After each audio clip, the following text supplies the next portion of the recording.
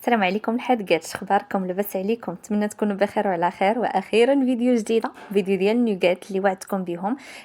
هاد المره غادي نعطيكم النوغات بطريقه اقتصاديه بزاف. كان سبق وتقاسمت معكم النوغات وجربتوا الطريقه ديالي وشفتوا الفرق ما بينهم وما بين باقي الطرق. اليوم ان شاء الله غادي نعطيها لكم بطريقه كيف قلت لكم اقتصاديه بزاف. كنعرفوا الدجاج شحال غالي. حاولت انني نجيب لكم وصفه اللي غادي تلقاوها بنفس المذاق ديال لي نوغيت اللي كناخذوا من ماشي من لي غراند سورفاس، وانما اللي كناخذوا من عند الجزاره. كيجيو رائعين بزاف. ممكن تقليوهم او ديروهم في الاير فراير. غادي نعطيكم جميع الاسرار باش يجيوكم زوينين. دونك بقاو معايا نشوفوا مقادير وطريقه التحضير. كيف كنعرفوا كاملين النوغيت الاسرار ديالهم وكيف سبق وتقاسمت معكم هو توابل الكاري. كان بزاف ديال الاخوات كيقولوا لي ما كيبغيوش توابل الكاري على ديك الريحه ديال الحلبه اللي كتكون فيهم مجهده. انا اليوم غادي نتقاسمهم معكم بطريقتي، وراه ما كتشموش فيهم ريحه الحلبه نهائيا. تبعوا معايا غير الطريقه. اول حاجه كناخذوا هذيك الحلبه، كناخذ تقريبا واحد 3 المعالق كبار. كنطحنهم. هانتوما كيف كتشوفوا معايا راه ما كتجيش مطحونه مزيان. كنخليها في واحد الاناء كي بحال هكا وكنغطيها ببونسمون اولا بونسمون شاش. واقيلا سميتو الشاش. دونك بونسمون اولا فاسمه. كتكون معقمه. كنغطيوها كي بحال هكا ونخليوها غير في الكوزينه لمده 3 ايام اولا 4 ايام. حتى كيتنقص من هذاك الجهد ديالها. غادي ندوزو للكاس ديال الخلاط الكهربائي. درت فيه 2 معالق كبار ديال القزبور يابس. هاد التوابل اولا الحبوب ديال القزبور يابس والحبوب ديال الابزار اولا التوابل كامله انا مسخناهم من قبل وطحناهم. الا كانوا عندكم حبوب غادي ديروا واحد المقله وكديروهم فيها حبوب وكتسخنوهم مع بعضياتهم واحد شويه عاد باش كتجيو كطحنوهم.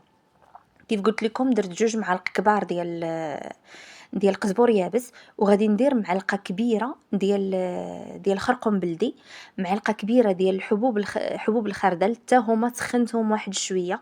التوابل شحال ما كنسخنوهم. كنسخنوهم فوق عافيه مهيله من طبيعه الحال، ما تكونش مجهده باش ما يتحرقوش لينا. فوق عافيه اللي كتكون مهيله. وكنبقاو حنا كنسخنوهم وكنقيسوهم وكنزيروا عليهم في وسط الكف ديال يدينا حتى كنحسوا بهم سخنوا. تماك فين كيطلقوا لينا الزيوت الاساسيه.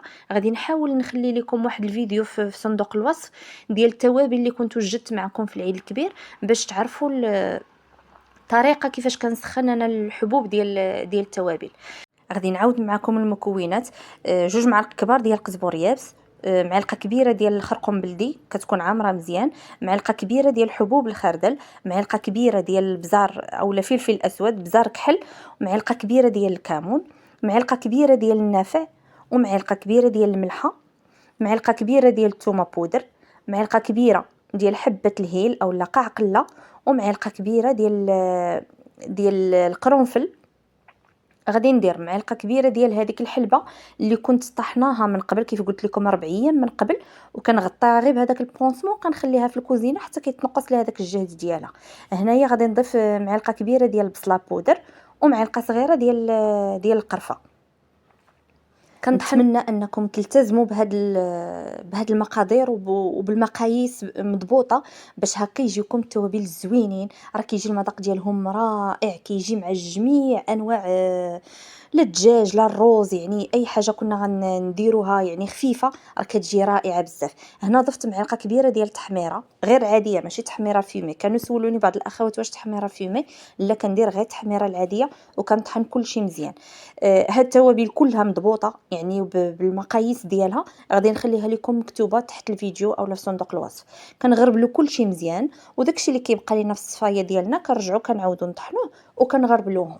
هاد التوابل هادو كنحتفظ بهم انا في المجمد باش كتبقى النسمه ديالهم زوينه.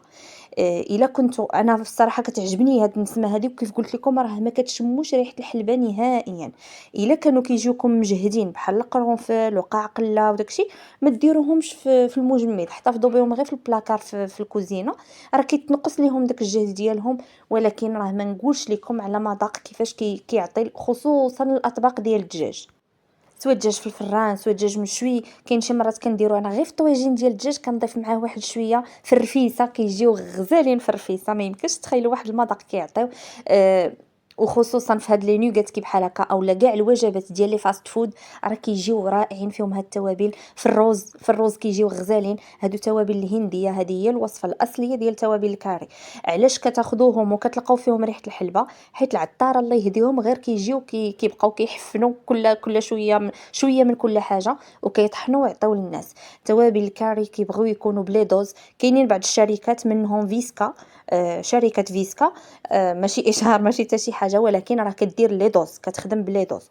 خصوصا توابل الكاري كيبغيو يكونوا بيان دوزي، يعني باش هكا من معلقه كبيره هي معلقه صغيره، معلقه كبيره هي معلقه كبيره، ومعلقه صغيره هي معلقه صغيره، باش هكا كيمشيو النكهات ديالهم زوينين، ما يوضروش لينا المذاق ديال الطبق ديالنا اللي غنوجدوا بهم.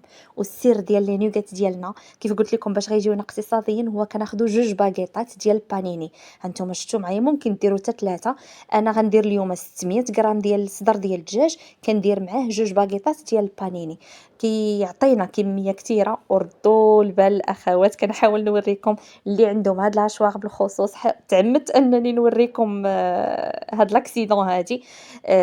فاش تجيو طحنوا هاد الباكيت هذا ردوا معاه البال، سواء قطعوه طريفات صغار عاد تجيو طحنوه، اولا تشدوا هذاك الاشواغ ديالكم مزيان. سينو راه انا طار ليا وتشتت في الكوزينه كامله وضربني مازال في صبعي كيف وريتكم.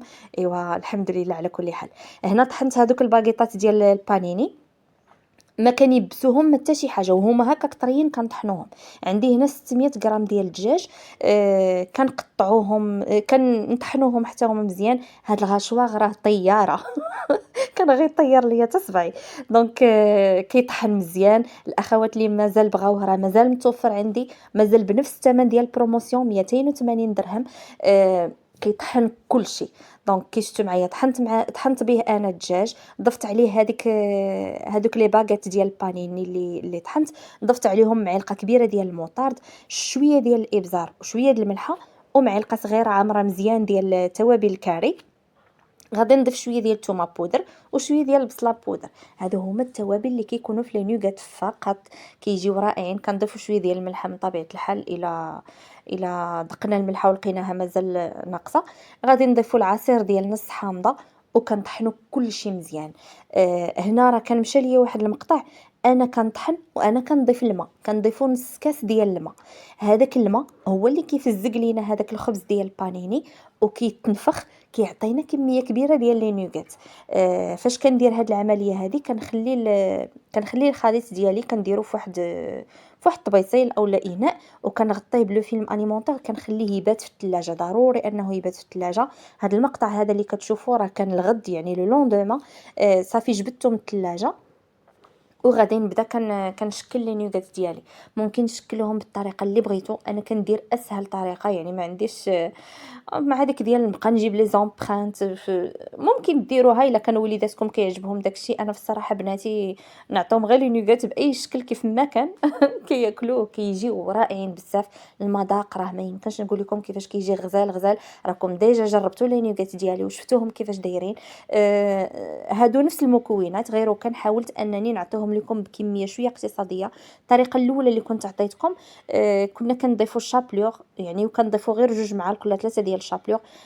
دابا نقصنا من الدجاج وزدنا هذيك الخبيزات ديال البانيني، كيزيدوا كيتنفخوا كيف قلت لكم وكيعطيونا كميه كبيره ديال النوغات.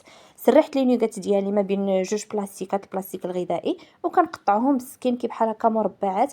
كاينين شي وحدين اللي كنديرهم على شكل برجر. هانتوما غادي تشوفوا معايا من بعد. كنحاول نقطع مربعات متساويه، يعني كتشوفوا معايا كنحسب في الاول وكنطراسي باش كيجوني المربعات هما هادوك. الا شاط ليا شي طريفات في الجناب راه كنحيدهم وكنعاود نشكلهم من بعد. كيجيو رائعين هاد النوغات هادو. والسر ديالهم ديال النوغات اللي كناخذوا واجدين راه كنجيبوهم طايبين، ما كنجيبوش لي نوغات خضرين، كنجيبوهم غير كنحمروهم. السر ديال النوغات هو كنفوروهم هو الاول، عاد باش كندوزوهم في الشابلور، وعاد باش كنحتفظوا بهم في المجمد، باش فاش كنبغيوهم كنجبدوهم غير كنحمروهم صافي كيكونوا واجدين وكنحصلوا على نفس النتيجه تماما الا ما كانش احسن. وانا ناكد لكم انا المذاق احسن بكثير من هذوك اللي كناخذوا واجدين. انا كنفورهم في هذه الاله البخار. ممكن ديروا الكسكاس، البرمه والكسكاس. انا كندير هذه في الصراحه سريعه، كياخذوا لينا تقريبا واحد 15 ما وصلش كاع 10 حتى ل15 دقيقة. كندير واحد الطريفات ديال الحامض في هذيك البليصة اللي كيكون فيها الماء، باش هكا كيتنسموا ليا بهذاك النسمة ديال الحامض، ما كتشموا فيهم لا زفورة لا حتى شي حاجة، كيجيو رائعين بزاف. كيف قلت لكم كنفوروهم غير 15 غير 15 دقيقة او ماكسيموم، ما بين 10 حتى ل 15 دقيقة، ما نشفوهمش بزاف. غنديروا بحساب بلي مازال غادي سوا نطيبوهم في الفران اولا نقليوهم. بالنسبه لهادو اللي كيكونوا على شكل برجر، كناخذ الغطاء ديال شي قرعه ولا البواطه ديال النوتيلا، كندير فيها البلاستيك الغذائي وكنحاول نشكل فيها هادوك الخبيزات ديال الكفته اللي عندي اولا ديال الدجاج، كنضغط عليهم مزيان حتى كيتشكلوا عندي وكنقلبهم. راهم كيجيو مفينين مزيان والطريقه راها ساهله، كيجيو تماما بحال اللي كناخذوا باثمنه غاليه، الله يكتب السلامه. كيجيو غزالين غزالين بزاف، كينفعونا سورتو مع الوليدات واللانش بوكس، كيجيو من اروع ما يكون. ها نتوما كيف قلت لكم الطريقه راها سهله، حتى هما كنفوروهم هادو من بعد ما دازت 10 دقائق بالضبط. ها نتوما كتشوفوا صافي كنحسوا بهم كيتجمعوا، كنهزوهم في يدينا كنحسوا بهم تجمعوا. من بعد كيف قلت لك الا كنتو غديروا البرمه والكسكاس، كتخليو يعني داك الماء اللي في البرمه حتى كيطلع الغليه وكيطلع البخار مزيان. انا هذه راه ما كتاخذش وقت طويل بزاف، هاد الاله ديال البخار. الاخوات اللي خداوها بصحتكم وراحتكم. واش غادي نرجع نجيبها؟ غادي نرجع نجيبها اكيد، حيت هذه لانديسبونسابل، هذه كتكون ديما. الصراحه عمليه بزاف بزاف. راه فيها 3 طبقات، الاخوات اللي كانوا كيسولوني عليها راه فيها 3 ديال الطبقات. كي بحال هادو. بارطاجيت معكم في المجموعه على الواتساب كيفاش كنفور فيها كسكسو، كيفاش كندير فيها اي حاجه كنت غادي نبخرها كنديرها في هذه الاله. الله يعمرها دار. غادي نفور هادو حتى هما اللي على شكل برجر، حتى هما ما بين 10 حتى ل 15 دقيقه، 15 دقيقه او ماكسيموم. كنخليوهم حتى كيبردوا تماما وكيشدوا في روسهم. هانتوما شوفوا معايا كيفاش كنلعب ماشي كنلعب معاهم، كنلعب بيهم.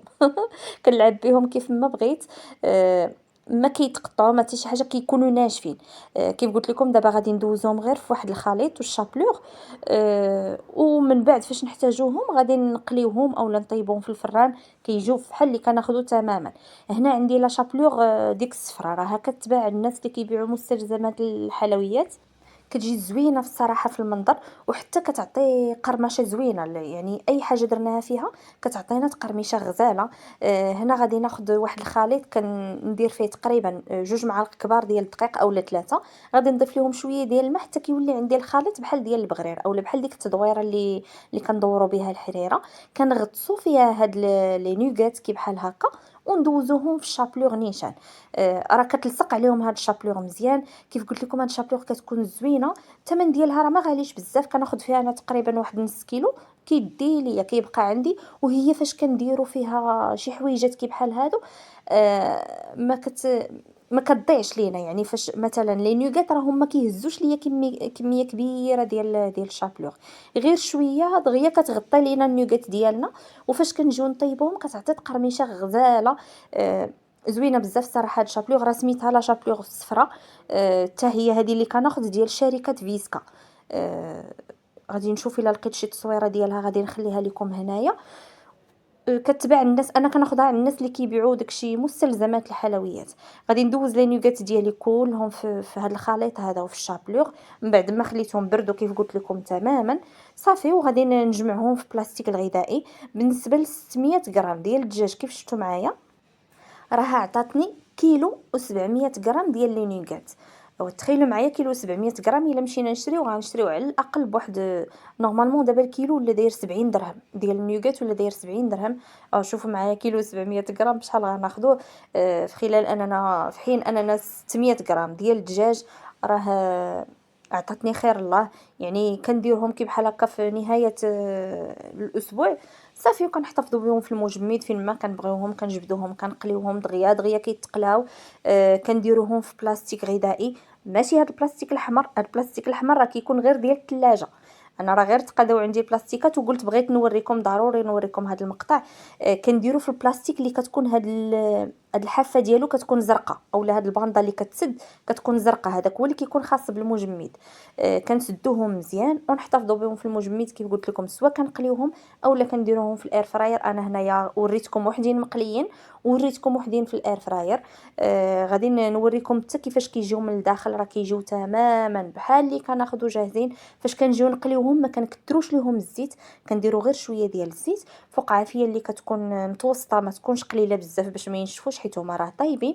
غير كنحمروهم، شوفوا معايا كيفاش كيجيو رائعين. وغادي نحل لكم وحيده وتشوفوا من الداخل كيفاش كتجي تماما فحال لي نوغات اللي كناخذوا واجدين. شوفوا معايا الداخل ديالها كيفاش كيجي، ماشي بحال لي نوغات اللي كنحطوهم في المجمد وهما مازالين. مازال الكفته كتكون خضره فاش كنجيو نطيبوها، سواء هاد الشابلوغ كتعزل لينا على الكفته اولا كنحسوا بها من الداخل ما بحال اللي معجنه شي شويه. هذه راه كتجي تماما بحال لي نوغات اللي كناخذوا. بالنسبه للناس اللي عندهم الاير فراير، كناخذوا هاد القريعه ديال الزيت وكنخلطوا معاها واحد شويه ديال الماء. الزيت كنضيفوا ليه شويه ديال الماء وكنرشوا به هاد لي نوغات كي بحال هكا. هذاك الماء كيعطينا الطراوه لهذيك لا شابلوغ وما كيجيوناش ناشفين اولا قاصحين نهائيا. انا راه كنت دايراهم لبناتي في اللانش بوكس كيف قلت لكم. هاد الفيديو، هاد المقطع هذا كنت صورته مع الصباح. شوفوا معايا فاش كتكون شي حاجه عندنا في المجمد راه كتولي عندنا اللانش بوكس من اسهل ما يكون، يعني دغيا دغيا كنوجدوها. نتمنى ان هاد الوصفه تنال اعجابكم وانا متاكده غادي تعجبكم بزاف. كتقام اقتصاديه ما كيبانش نهائيا واش فيها هذاك الباغيت ديال بانيني. آه، بالنسبه للاخوات اللي ما عندهمش اير فراير راه ممكن ديرهم في الفران بنفس الطريقه. حتى هما كتاخذوا واحد القريعه ديال الرشاشه، كديروا فيها شويه الزيت وشويه الماء، كتخلطوهم مع بعضياتهم مزيان وكتبقاو كترشوا بها هذوك لي نوغات باش ما كينشفوش لكم نهائيا في الفران، حيت كيف شفتوا معايا هما راهم ديجا طايبين.